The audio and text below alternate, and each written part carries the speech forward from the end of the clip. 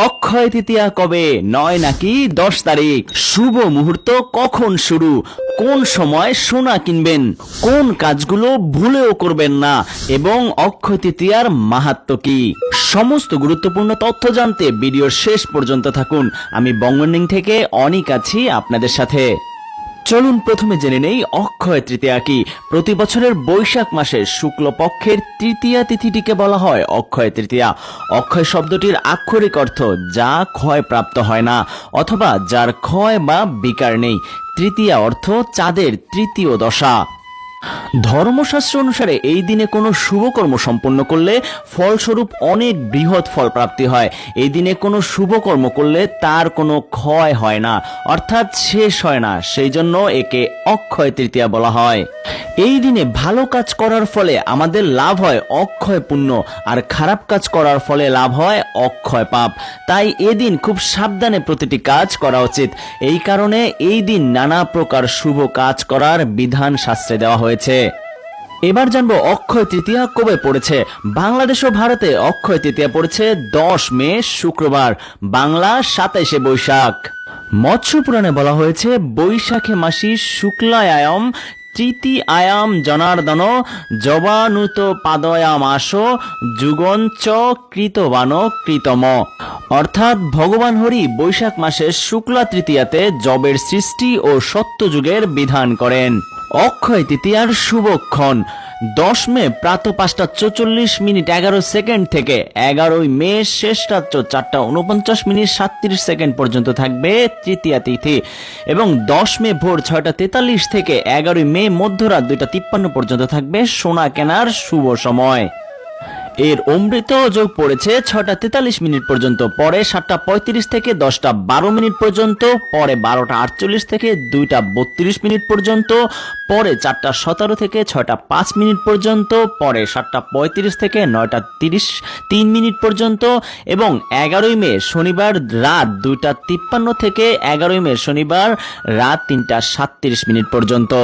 চলুন জেনে নেই ভুলেও করবেন না যে কাজগুলো অক্ষয় তৃতীয়াতে। অক্ষয় তৃতীয়ার দিনে মাংস, পেঁয়াজ ও রসুন যুক্ত খাবার খেতে নেই। পাশাপাশি মদ ও যে কোনো মাদক দ্রব্যর সেবনও এ সময় বর্জিত। শাস্ত্র মতে এই তিথিতে আমিষ ও মাদক দ্রব্য সেবন করলে জীবনে রোগ শোক উৎপন্ন হয়। এছাড়াও অক্ষয় তৃতীয়ার তিথিতে কখনো তুলসী পাতা তুলবেন না, এতে শ্রী বিষ্ণু এবং মা লক্ষ্মী অত্যন্ত রুষ্ট হন। অজান্তে কোনো পাপ বা বৈষ্ণব অপরাধ, সেবা অপরাধ, নাম অপরাধ না করে ফেলি বা কোনো কুভাবনা না ভাবি সেই বিষয়ে সজাগ থাকাটাই সমীচীন। এই দিনে কারো মনে দুঃখ বা আঘাত লাগে এমন কথা বলা যাবে না। শাস্ত্রমতে অক্ষয় তৃতীয়ায় ভুলেও খালি হাতে বাড়ি ফিরতে নেই। শাস্ত্রমতে এই দিনে খালি হাতে বাড়ি ফিরলে উন্নতি ও সমৃদ্ধি দূর হয়। অক্ষয় তৃতীয়ার দিনে শরীর ও ঘর নোংরা রাখা উচিত নয়, কারণ এই তিথিতে লক্ষ্মীর পুজো করা হয়। এই তিথিতে রাগ, হিংসা, কটুবচন বা পারিবারিক কলহ এড়িয়ে যাওয়া উচিত। এই সবই অশুভ ফল প্রদান করতে পারে অক্ষয় তৃতীয়ার দিনে। এবার তাহলে জানার পালা কিভাবে পালন করবেন এই অক্ষয় তৃতীয়া। এই শুভ দিনে সকালে ঘুম থেকে উঠে স্নান করবেন। স্নানের পর পরিষ্কার বস্ত্র পরিধান করবেন। এরপর বাড়ির মন্দিরে প্রদীপ জ্বালাবেন। এরপর তুলসী গাছে জল সিঞ্চন, আরতি ও পরিক্রমা করবেন। এরপর গঙ্গা জল ও গুড় দুধ দিয়ে ভগবানের অভিষেক করবেন।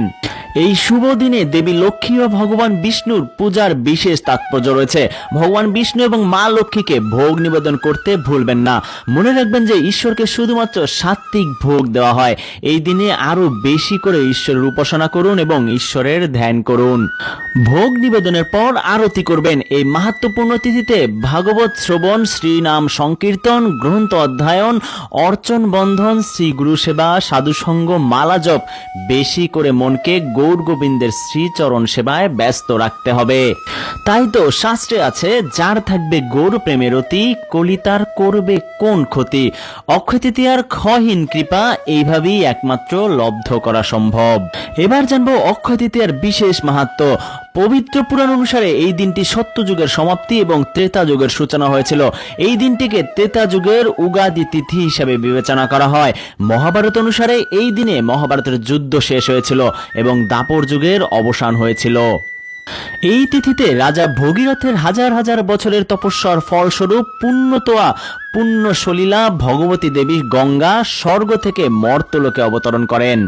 ভগবানের 10 অবতারের অন্যতম ষষ্ঠ অবতার পরশুরাম দেব এই তিথিতে আবির্ভূত হন মর্তলোকে। এই তিথিতেই মহর্ষি বেদব্যাসের মুখনিসৃত বাণী শুনে গণপতি গণেশ মহাভারত রচনা শুরু করেন। দেবী পার্বতীর অন্য এক রূপ মাতা অন্নপূর্ণা রূপে এই তিথিতেই আবির্ভূত হয়ে মহাদেবকে অন্ন ভিক্ষা দেন। তারপর থেকে অন্নের অক্ষয় উৎস স্বরূপা রূপে দেবী পূজিতা হন। এই তিথিতেই ভগবান শ্রীকৃষ্ণের পরম বান্ধব সুদামা দ্বারকাতে তার প্রাসাদে আসেন। দুর্যোধনের নির্দেশে দুঃশাসন দ্রৌপদীর বস্ত্রহরণ করার চেষ্টা করেছিলেন এই তিথিতেই। অক্ষয় তৃতীয়ার দিনেই সূর্যদেব পাণ্ডবদের বনবাসের সময় অক্ষয় পাত্র দান করেছিলেন। শিবপুরম নামক স্থানে দীর্ঘকাল তপস্যার পর মহাদেবকে প্রসন্ন করে যক্ষরাজ কুবের স্বর্গের কোষাধ্যক্ষের পদ প্রদান করেছিলেন এই তিথিতেই।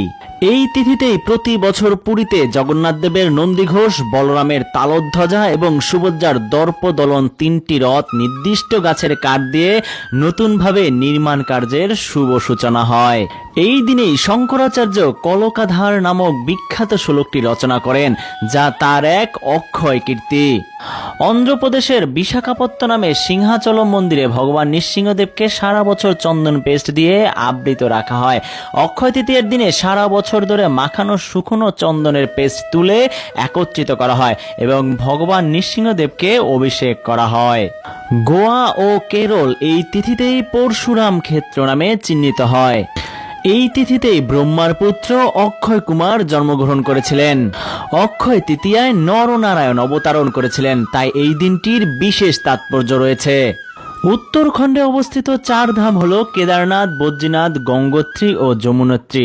এই মন্দিরগুলো 6 মাস শীতকালে বন্ধ থাকে। অক্ষয় তৃতীয়ার দিনে তীর্থযাত্রীদের জন্য মন্দিরগুলো আবার খুলে দেওয়া হয়। অক্ষয় তৃতীয়ার শুভ দিনে বৃন্দাবনে অবস্থিত বিশ্ববিখ্যাত বাঁকে বিহারী মন্দিরে বছরে একবার শ্রীকৃষ্ণের চরণ দেখা যায়। এই দিন থেকেই চন্দন যাত্রার শুরু। মাধবেন্দ্র পুরীপাদ এই তিথিতে ভগবানের শ্রীঅঙ্গে চন্দন লেপন করে অত্যন্ত তাৎপর্যপূর্ণ দিক তুলে ধরেন এই অক্ষয় তৃতীয়াতেই। বৃন্দাবনের সমস্ত মন্দিরে অক্ষয় তৃতীয়ার দিন থেকেই আগামী 21 দিনের জন্য চন্দন যাত্রা শুরু হয়, যেখানে ভগবান কৃষ্ণ এবং রাধারানীকে বৈশাখ মাসের প্রচণ্ড তাপ থেকে মুক্তি দেওয়ার জন্য চন্দন পেস্ট মাখানো হয়। ত্রেতা যুগে হোম বা যজ্ঞ ছিল ভগবানকে সাধনা করার অন্যতম উপায়। এই প্রথা ছিল ত্রেতা যুগের যুগ ধর্ম।